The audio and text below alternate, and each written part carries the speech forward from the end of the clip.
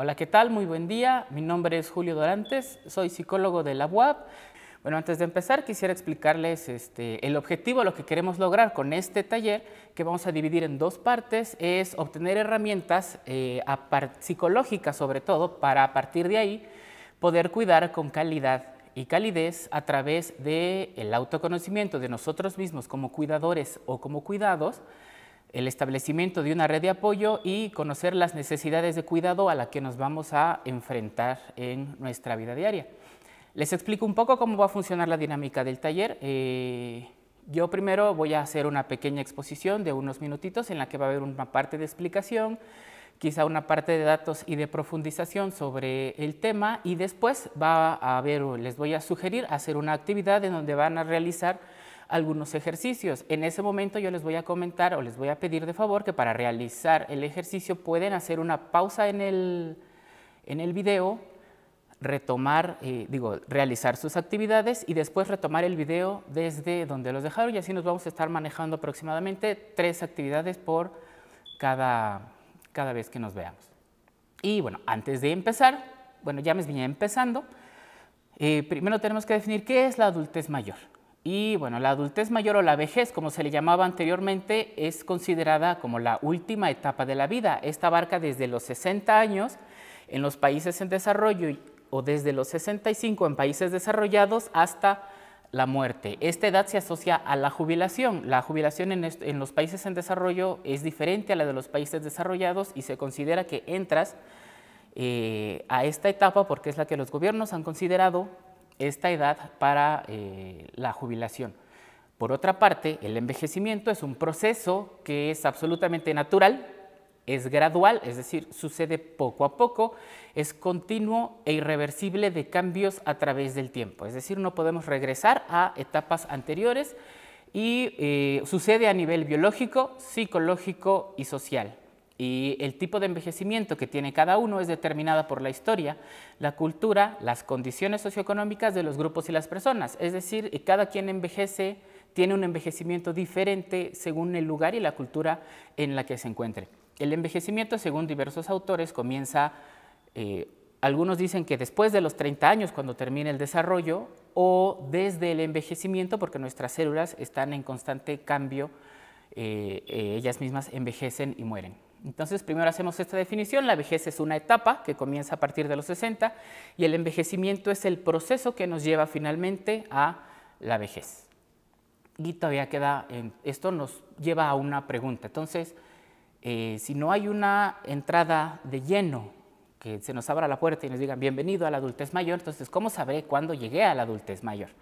Y bueno, según la Organización Mundial de la Salud, las personas de 60 a 74 años son considerados de edad avanzada. De 75 a 90 son viejas o ancianas y los que sobrepasan los 90 ya se les denomina grandes, viejos o longevos. En general, a todo individuo mayor de 60 años se le dice persona de la tercera edad. Por otro lado, la ONU considera ya personas mayores de 65 años en países desarrollados, 60 años en los países en desarrollo, y todos ellos conforman el grupo de la tercera edad. Pero también incluso han llegado a hablar de una cuarta edad que comienza a los 80 años y de una quinta edad que es para los mayores de 90.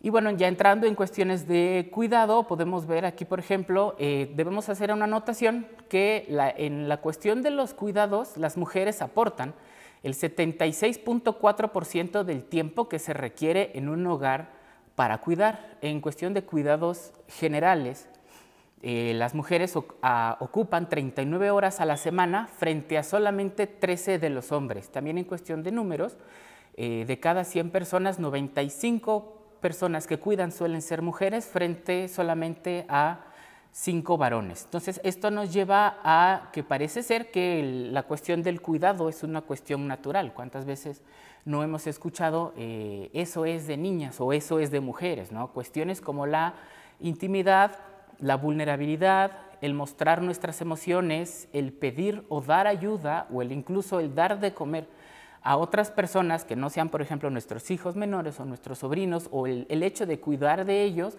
se ha considerado históricamente cuestiones de mujeres, a pesar de que a muchos de nosotros realizar esto ya nos parezca normal para cualquier persona, todavía en gran parte del país se considera que es una cuestión de género que les toca exclusivamente a las mujeres. Entonces, acorde a esto, las mujeres ejercen 3 tipos de cuidado. De las personas dependientes, que pueden ser niños muy pequeños, adultos mayores o personas con discapacidad, de hombres potencialmente autónomos, es decir, por lo regular de sus maridos. Un hombre potencialmente autónomo es un hombre que puede realizar todo por sí mismo, pero hay alguien que lo realiza por él. O sea, el hecho de realizar la comida, arreglar la cama, lavar la ropa, lavar el baño, que tienen que ver con cuidado también de otra persona. Y también ejercen su propio autocuidado. Y bueno, también hay diferentes personas a las que cuidan. Entonces, ¿quién cuida, a quién cuida y cuándo cuida? ¿De qué manera cuidan las mujeres? Las mujeres suelen cuidar por lo regular como abuelas, como trabajadoras, como esposas, como hijas, como hermanas. Suelen cuidar a sus padres, ya sea a los dos o a quien haya sobrevivido mayor edad, que puede ser al papá o a la mamá. Suelen cuidar a los niños menores, tanto sus hijos como sus nietos y muchas veces sus sobrinos. Y suelen también la mayoría de las veces cuidar a sus nietos en edad escolar o a algún familiar con enfermedad crónica o alguna discapacidad. ¿Cuándo se prestan para el cuidado? Cuando ambos padres de los niños trabajan, cuando el niño no tiene padres o solamente vive uno de ellos, que tiene que trabajar o incluso vive en otra ciudad. Cuando viven en familia extensa, o sea que en la misma casa estén presentes los abuelos, los hijos y los nietos y a veces hasta los bisnietos, o cuando los cuidados constantes sean requeridos en caso de alguna enfermedad crónica o de alguna discapacidad o de alguna enfermedad discapacitante. Y algo importante por la que se considera que el trabajo de cuidados es un trabajo especialmente con un valor muy especial dentro de nuestras sociedades, porque también involucra sentimientos como el amor, el cariño, la ternura, la solidaridad, el apoyo, da una sensación de protección para quien está cuidado. Incluso cuando se cuidan adultos mayores hay una transmisión de conocimientos de los mayores a los menores. Y el compañerismo, cuando la esposa cuida a su esposo o cuando se cuidan entre hermanos o cuidan a sus padres. Muchas veces han tenido tantas pérdidas que los únicos que se tienen a sí mismos es el cuidador y el cuidado. Y bueno, definimos el cuidador como una persona responsable del cuidado la mayoría de las veces de un ser querido. Y el cuidador puede ser de diferentes formas. El cuidador puede ser alguien a quien contrates para cuidar a una persona o puede ser alguien que asumió o al que se le dio la tarea de cuidar a alguien dentro de la familia, que suele ser por lo regular, la mayoría de las veces, una mujer que es por lo regular la hija menor, aunque no es para todas las familias, sí es para la gran mayoría de ellas. Y con esto llegamos a nuestra primera actividad, en la que trataremos de conocer cómo hemos llegado tal vez a esta actividad de cuidado. Esto nos ayuda a dar sentido a lo que estamos haciendo y nos ayuda a motivarnos para lo que vamos a hacer después. Vamos a recordar tantito el por qué estamos haciendo lo que estamos haciendo en estos momentos y vamos a responder primero 4 preguntas. La primera, ¿por qué estoy cuidando? Aquí vamos a tratar de contar nuestra historia. Es cómo mi historia me ha llevado al momento de hacerme cargo del cuidado de alguien. Cómo yo llegué a ser el cuidador de mi mamá, de mi papá, de algún hermano o de alguien de la familia. Esto puede ser, por ejemplo, porque yo llegué al cuidado de mi mamá porque ella estaba enferma, le dio una enfermedad que fue cáncer, de la cual salió muy debilitada, y yo siendo, por ejemplo, el hijo mayor y estando desempleado, era el de la familia que tenía más tiempo, entonces a mí me encargaron que yo fuera a cuidar de mi mamá y con el tiempo mi mamá fue requiriendo más cuidados y en ese momento es en el que me encuentro. Si no he cuidado, si no estoy en este momento teniendo a alguien en cuidado, si no estoy cuidando en este momento a alguien, puedo ver en mi historia a quién voy a cuidar o si voy hacia allá, si tal vez en algún futuro el cuidado sea parte de mi vida diaria. 2, ¿a quién voy a cuidar? Esta pregunta es muy sencilla. ¿A quién voy a cuidar o a quién estoy cuidando? Esto nos va a ayudar a responder qué siento hacia la persona que voy a cuidar o que estoy cuidando, qué sentimientos tengo hacia esa persona. de amor, de solidaridad, de compañerismo, de agradecimiento, que tal vez estoy cuidando como agradecerle todo el tiempo que me cuidó a mí. Y la última pregunta, ¿qué siento de mi responsabilidad de cuidador o de cuidadora? ¿Cómo me siento cuidando a esa persona? Tal vez es cansado, pero es grato. Tal vez es difícil, pero me gusta, lo disfruto. Entonces, todo lo que siento a partir de esta tarea que estoy realizando de cuidado es para lo que voy a responder en esta pregunta. Y bueno, en este momento pueden hacer pausa y nos vemos en un momento.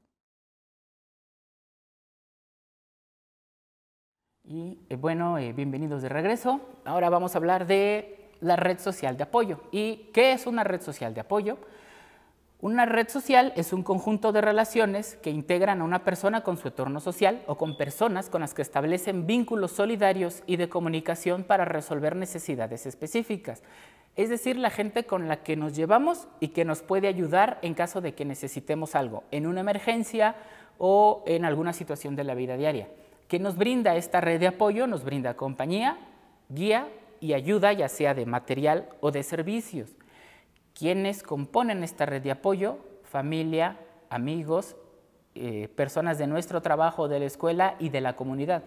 Pero no todas, sabemos que no tenemos tanta cercanía con nuestra familia, con nuestros amigos o con nuestros vecinos, por ejemplo. Y para esto nos va a servir nuestra segunda actividad.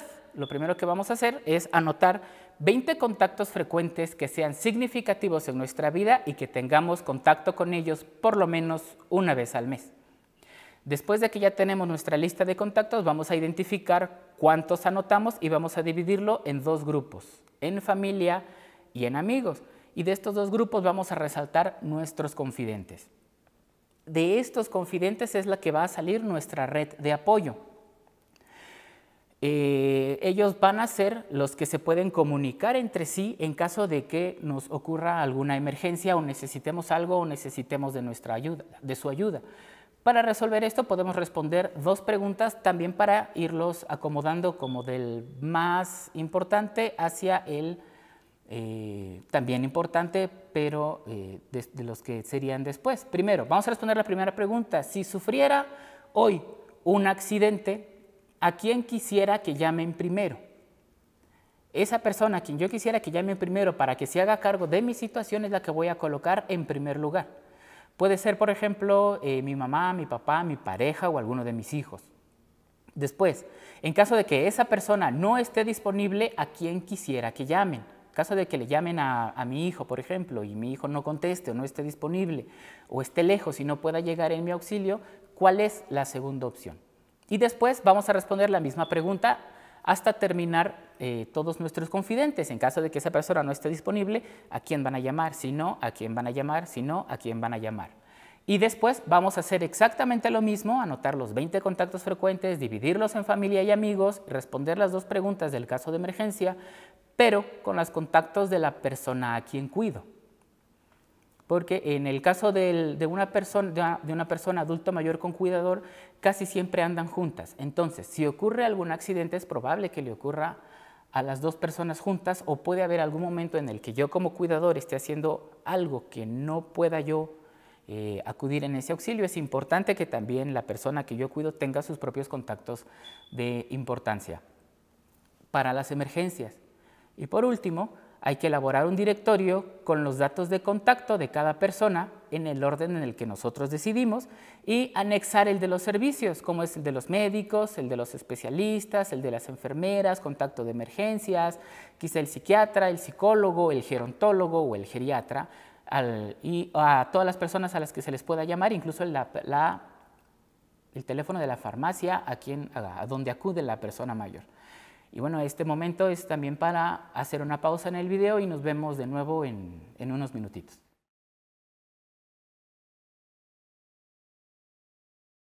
Bien, ya que estamos ahora de regreso, vamos a hablar más a profundidad de lo que es el cuidado.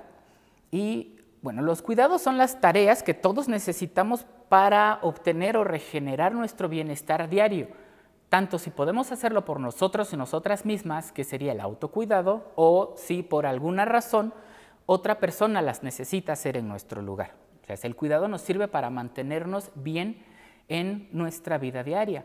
¿Y cuáles son las necesidades de cuidado a las que nos enfrentamos? Bueno, primero tenemos que pintar un panorama, ¿no? En el caso de los adultos mayores, tenemos que tener en cuenta que este envejecimiento está feminizado, es decir, en adultos mayores las mujeres son mucho más que los hombres, llegan a vivir entre 5 y 13 años más y por lo tanto las mujeres sufren más de enfermedades asociadas a la edad y durante mucho más tiempo. El hombre suele morirse a la edad de, por ejemplo, 72 años y las mujeres a la edad de 75, y en un matrimonio la mujer suele sobrevivir todavía muchísimo más tiempo. Entonces, en el aspecto del adulto mayor, a quien más tenemos que cuidar por número es a las mujeres. Y ellas también tienen una situación financiera que es mucho más insegura que los hombres mayores y que las mujeres más jóvenes. Esto es porque muchas veces tienen discriminaciones múltiples. No solo se les discrimina por ser mujer y ya no pueden conseguir trabajo o mantener el trabajo en el que estaban por cuestiones de salud, y su marido no tenía la prestación de la jubilación. Entonces, y ella se dedicó siempre a la casa. Entonces, cuando su marido muere, ella suele quedar en el desamparo y por cuestiones de salud y por cuestiones de discriminación le es difícil acceder a un trabajo y suele tener más problemas que las mujeres jóvenes para conseguir el dinero.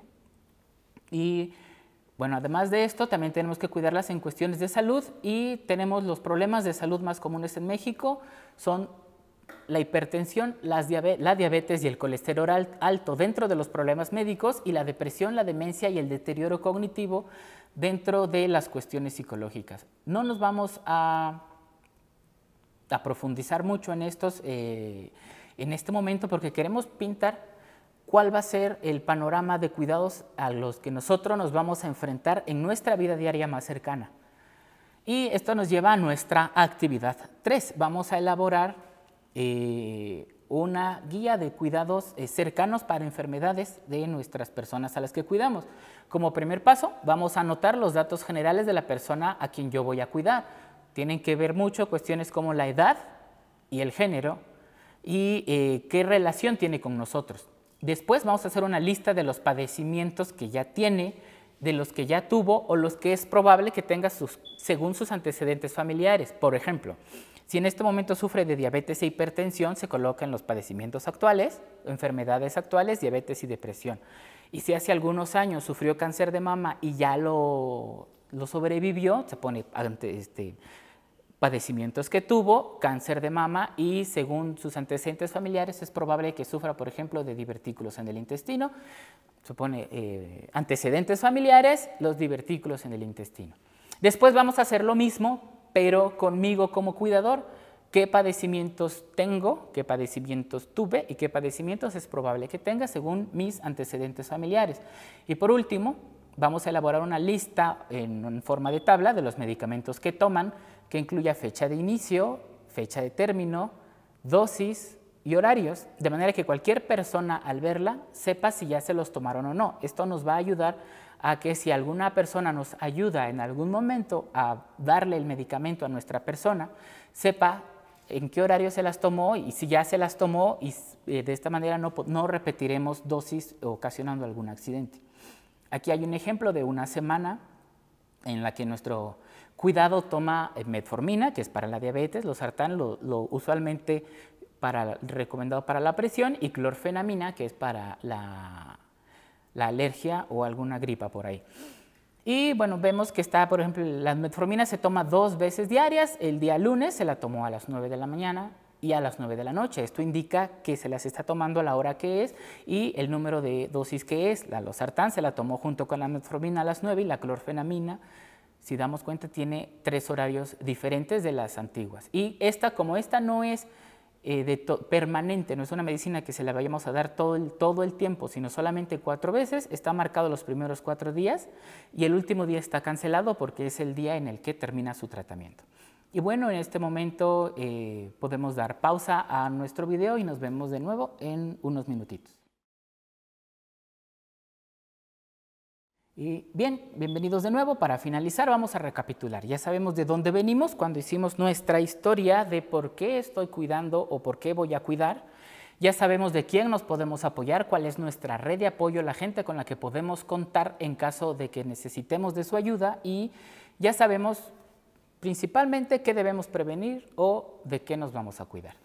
Por ahora esto es todo. Muchísimas gracias. Nos vemos en la siguiente.